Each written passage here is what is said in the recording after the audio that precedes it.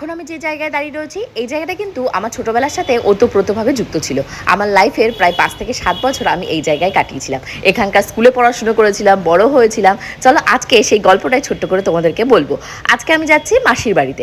মাসির বাড়িতে আজকে রয়েছে আমার মাসির ছোট মেয়ের বার্থডে। সেই বার্থডে উপলক্ষে সমস্ত লোকজন দল বল বেঁধে চলে এসেছে। দিদি কিসে আসছে?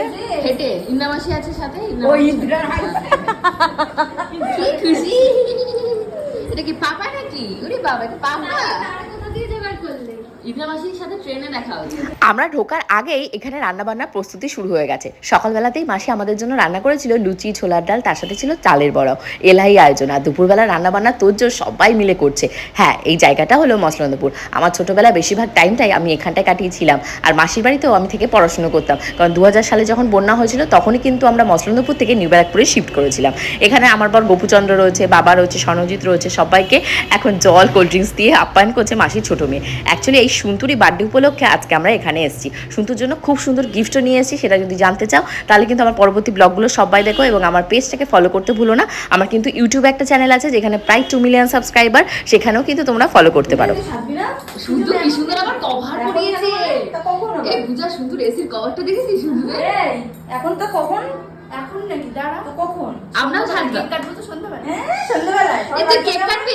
পূজা বলছিল কেক আনতে। আমি বলছি জন্মদিন হয়ে গেছে, আজ কেক কাটবি? আরে মাটা, আমি বারবার বলছি কি কেক কাটবো না, কেক কাটবো না। বলছি না না, না না সন্ধ্যাবেলা না, কেক কাটবো। তাহলে কেক তো একটা তাহলে তো ভালো হতো। না না, এনেছি। আনা হয়ে গেছে।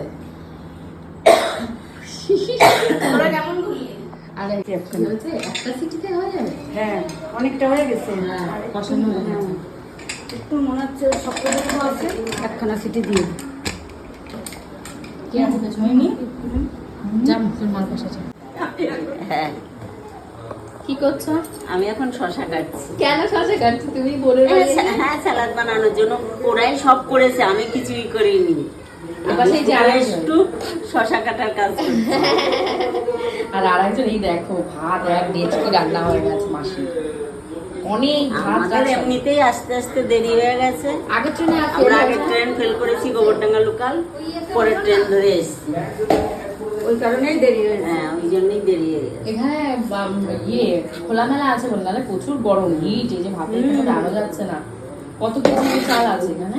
এখানে 3.5 কেজি চাল। 3.5 কেজি চাল। বামুলি ব্যাপার। একটু বেশি হবে। অনেক একাই রান্না করে ফেলেছে, সব রান্না কমপ্লিট। মাংস সিটি পড়ে গেছে, এবার মিশাবো।